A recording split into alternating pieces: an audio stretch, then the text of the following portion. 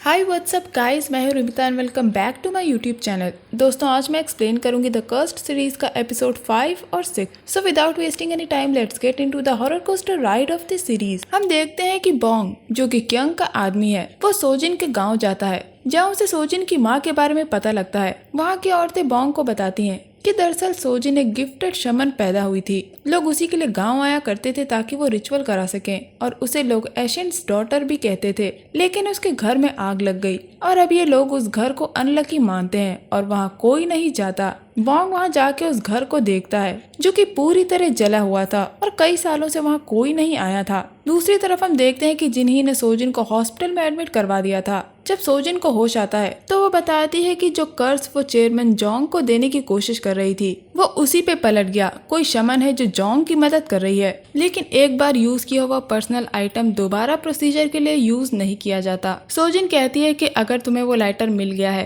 तो इसका मतलब वो जानते हैं कि तुम ये सब कर रही हो। इसके बाद हम क्यंग को जोंग से बात करता हुआ देखते हैं। जब ली पूछता है कि बोंग एशिन डोंग में क्या करने गया है, तब जोंग के कहने पे क्यंग उसे सारी बात बताती है कि 10 साल पहले एक शमन ने जोंग पे रिचुअल परफॉर्म किया था और क्यंग को तब उस शमन में एक एनर्जी सेंस हुई थी, इसीलिए इन लोगों ने उसका केस सॉल्व कर दिया और वो शमन एशिन डोंग में रहती थी। क्यंग हॉस्पिटल से जाने लगती है जब उसे एक इंसान की एनर्जी सेंस होती है जिसने वो प्रोसीजर किया था। क्यंग अब सोजिन को ढूंढने लगती है, लेकिन नर्स उसे रोक देती है। लेकिन सोजिन ने क्यंग को देख लिया था कि क्यंग उसे वहाँ ढूंढने आई है। सोजिन क्यंग को पहचान जाती है। ये बात वो जिन्ही को बताती है और कहती है कि शायद जोंग भी उसी हॉस्पिटल में एडमिट है। क्यंग को बोंग से पता लगता है कि उस शमन औरत की एक बेटी थी जिसका नाम है सोजिन, लेकिन इन्हें अभी तक सोजिन का पूरा नाम नहीं पता है। क्यंग अब बोंग को स्कूल्स में पता करने के लिए कहती है, क्योंकि 10 साल पहले अगर सोजिन 10 साल की थी तो अब वो 20 साल की होगी और वो स्कूल में एक स्टूडेंट होगी। इधर जिन्ही उस आदमी से मिलने आती है जो बोंग के ड्राइवर से एक फेक जर्नलिस्ट के तौर पे मिला था ताकि जोंग का लाइटर हासिल कर सके।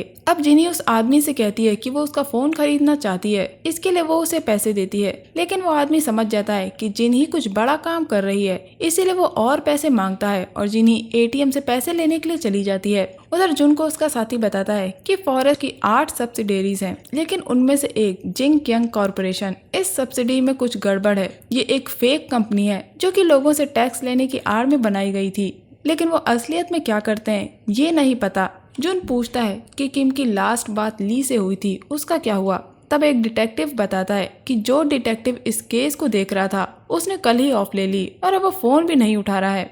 जिन ही उस आदमी को पैसे देके उसका फोन ले लेती है ताकि अपना कांटेक्ट मिटा सके, लेकिन वो आदमी कांटेक्ट फोन में सेव नहीं रखता है, वो एक डायरी में सब कुछ लिखता है। जिन्ही उससे वो पेज मांगती है और वो आदमी उसे वो पेज दे देता है जिसमें जिन्ही का फर्स्ट नेम लिखा था। जिन्ही समझ जाती है कि उस आदमी ने उसके पीछे जिन्ही के बारे में पूछताछ की है। अब जिन्ही उस आदमी का कार्ड लेके और उसका नाम चाइनीज में जानने के बाद वहाँ से चली जाती है। इधर जुन उस डिटेक्टिव के घर जाता है जो फॉरेस्ट के लिए काम कर रहा था। तब वो डिटेक्टिव जुन से माफी मांगता है और कहता है कि उसी की वजह से यांग की मौत हुई। जुन के पूछने पे वो सारी बात बताता है कि ली ने उससे कहा था कि वो किम के पेन का कैप ढूंढे कि आखिर वो कैप किसके पास है, और उसे वो कैप यांग के पास दिखा था और ये बात उसने ली को बता दी थी, जिसकी वजह से गुंडों ने उसे मार डाला। उसे लगा था कि वो बस एक छोटा सा पेन का कैप है।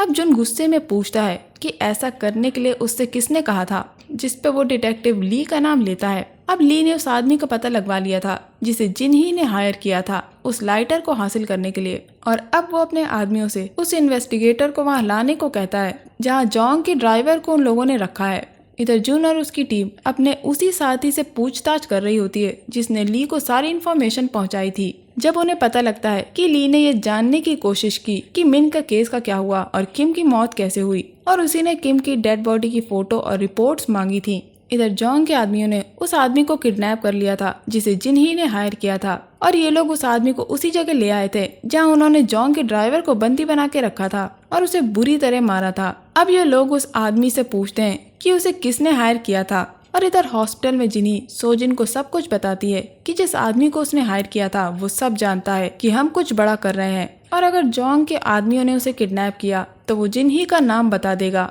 और उन्हें सब पता लग जाएगा। अब जिन्ही सोजिन को उस आदमी का कार्ड देती है, तब सोजिन कहती है कि उन्हें जल्द ही प्रोसीजर करना होगा जिसके बाद सोजिन उस आदमी की फोटो मांगती है और उधर जोंग के आदमी पूछताछ कर रहे थे। इधर जिनही सोजिन को उस आदमी का फोन देने वाली थी जिसमें उसकी फोटो थी, लेकिन जिनही सोजिन को रोक देती है क्योंकि उस आदमी ने कुछ भी गलत नहीं किया था। और उधर वो आदमी ली को बताता है कि जिसने उसे हायर किया था वो जिन ही है, जो कि एक रिपोर्टर है। इसके बाद हमें पता चलता है कि फॉरेस्ट ऑफ कर्स ऐप पे जितने भी लोग कर्स का हैशटैग कर रहे थे ताकि दूसरों को कर्स कर सकें, उन लोगों को जोंग ही कर्स करवाता है। उसने तो पूरा ट्री ही बना के रखा है जिसमें लोगों की फोटोज लगी होती हैं जिन्हें कर्ज देना है या फिर दिया जा चुका है। जिन ही अपने हस्बैंड जुन से कहती है कि मेरी बात ध्यान से सुनो, जोंग सुपरस्टिशन से ऑब्सेस्ड है, इसीलिए वो शमन्स की मदद लेता है, जिसकी वजह से उसने यांग और मिन को मरवा दिया। मिन वही आदमी है जिसका इंटरव्यू जिनही ने स्टार्टिंग में लिया था और अब जुन वही इंटरव्यू पुलिस स्टेशन में सबको दिखाता है और बताता है कि इसके पीछे फॉरेस्ट ऑफ कर्सेस है। और मिन ने अपने इंटरव्यू में ये बताया था कि फॉरेस्ट की एक स्ट्रेंज सब्सिडरी है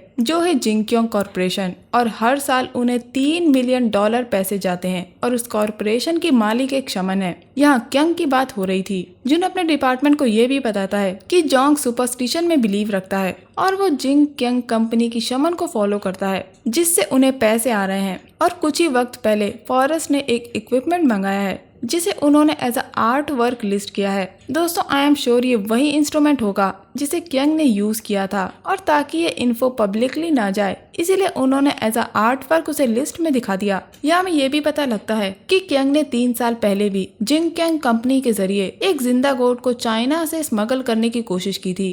दोस्तों हर साल लाखों जानवरों को स्मगल किया जाता है ताकि उन्हें अपने बिजनेस के लिए यूज कर सके और ये नेटवर्क आज बहुत बड़ा है। डायरेक्टर ने यहाँ स्मगलिंग के इस एरिया को भी काफी अच्छे से दिखाने की कोशिश की है। Now back to the story. इसके बाद हम देखते हैं कि ली को पुलिस ने आज ही पुलिस स्टेशन आने के लिए नोटिस भेजा है और अब जुन अपनी वाइफ जुनही को सेफ जगह ले जाता है ताकि जोंग के लोग उन्हें ना ढूंढ पाए। यहाँ जिनही बताती है कि सोजिन ने उससे ही मदद मांगी क्योंकि वो किसी और पे भरोसा नहीं कर सकती थी। जिनही की भी एक बेस्ट फ्रेंड थी और उसका नाम भी सोजिन था। जिनही और सोजिन दोनों को स्कूल में बुली किया जाता था, लेकिन जब उसकी दोस्त ने इसकी कंप्लेन की तो जिनही ने ये कह दिया कि उसे कुछ भी नहीं पता, जिसके बाद उसकी दोस्त ने बिल्डिंग से कूद के जान दे दी थी। लेकिन इस बार जिनही पीछे नहीं हटेगी।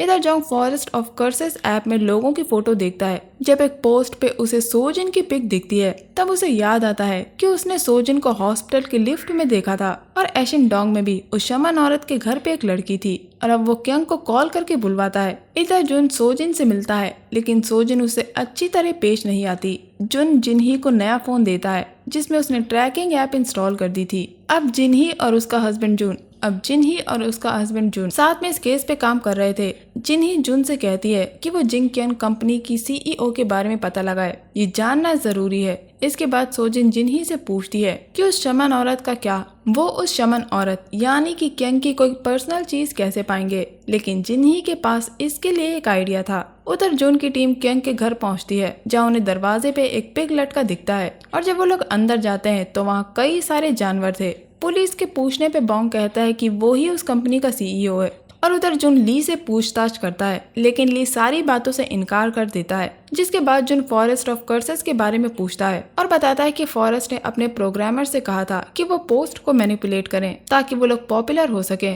और ये एक साइबर क्राइम है। लेकिन ली वहाँ से ये कह के चला जाता है कि क्या तुम्हारी वाइफ ने ये तुम्हें करने के लिए कहा है ताकि तुम अपनी पावर्स यूज कर सको, जैसे कि तुम्हारे डिपार्टमेंट में एक डिटेक्टिव इंफॉर्मेशन लीक करता है। इसके बाद हम चेयरमैन जोंग और क्यंग को देखते हैं जो क्यंग को सोजिन की फोटो दिखाता है। तभी वहाँ ली आता है और बताता है कि क्यंग की जगह को पुलिस ने इन्वेस्टिगेट किया है स्मगलिंग करने के केस में। तब क्यंग ली से कहती है कि हमें प्रोसीजर करने वाले को ढूंढना है। तब जोंग कहता है कि इसीलिए वो क्यंग को सोजिन की फोटो दिखा रहा था। 10 साल पहले जिस शमन औरत ने जोंग पे रिचुअल किया था उसकी 10 साल की बेटी थी और जिस दिन से क्यंग ने उस कर्ज को पलटा है उसी दिन से सोजिन ने स्कूल आना छोड़ दिया है। ये लोग यहाँ जान गए थे कि वो सोजिन ही है जिसने प्रोसीजर किया था और अब इन्हें सोजिन का पूरा नाम पता था जो कि है बेक सोजिन। क्यंग बताती है कि कल कुछ शमन्स कोरिया आ रहे हैं ताकि वो जोंग को प्रोटेक्ट कर सकें। इसके बाद जुन जिनही को बताता है कि जिन क्यंग कंपनी की सीईओ कोई औरत नहीं बल्कि एक आदमी है जो है बोंग, क्योंकि इन लोगों ने उस कंपनी का सीईओ बोंग को बताया था और ऑन पेपर्स उसी का नाम था।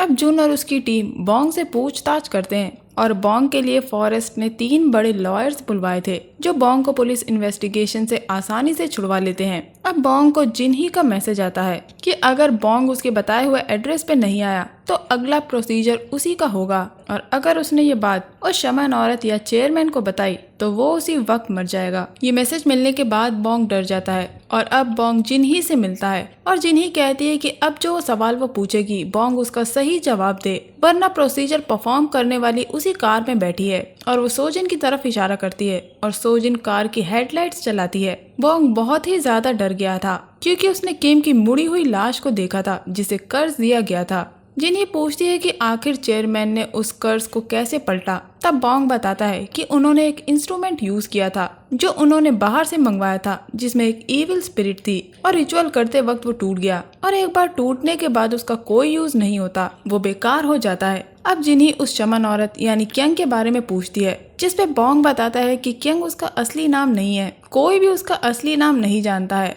वो गरीब लोगों के नाम को अपनी आइडेंटिटी के तौर पे यूज करती है, यहाँ तक कि उसकी आइडेंटिटी और पासपोर्ट दोनों ही नकली हैं। और आज से 4 दिन बाद जब फॉरेस्ट का IPO है उसी दिन क्यंग एक रिचुअल करेगी जो कोई आम रिचुअल नहीं है। उस रिचुअल को करने के लिए कुछ शमन्स आने वाले हैं और इससे ज्यादा बोंग कुछ नहीं जानता और वो जानना भी नहीं चाहता, क्योंकि अगर इन चीजों से इविल स्पिरिट जुड़ी है तो अच्छा होगा कि बोंग उसके बारे में कुछ ना जाने। तब जिन्ही बोंग से कहती है कि अब तुम मेरे लिए काम करोगे, तुम सारी इन्फॉर्मेशन मुझे लाके दोगे कि चेयरमैन जोंग कहाँ जाता है, किससे मिलता है और वो शमन औरत क्या कर रही है। ये कहने के बाद वो सोजिन के साथ वहाँ से चली जाती है। हमें पता लगता है कि सोजिन की माँ ने जो रिचुअल जोंग पे किया था उसकी वजह से किसी इविल स्पिरिट ने जोंग को पोजेस कर लिया था। ये जानने के बाद सोजिन की माँ जोंग की माँ से कहती है कि वो उनको मौका दें कि वो उस इविल स्पिरिट को बाहर निकाल सके, और सोजिन की माँ ने एक और रिचुअल किया था जोंग के अंदर से उस इविल स्पिरिट को निकालने के लिए। और बस ये एपिसोड यहीं एंड हो जाता है। तो दोस्तों ये था मेरा video explanation the curse series के एपिसोड 5 और 6 को लेके। उम्मीद करती हूँ आपको मेरा ये एक्सप्लेनेशन पसंद आया होगा।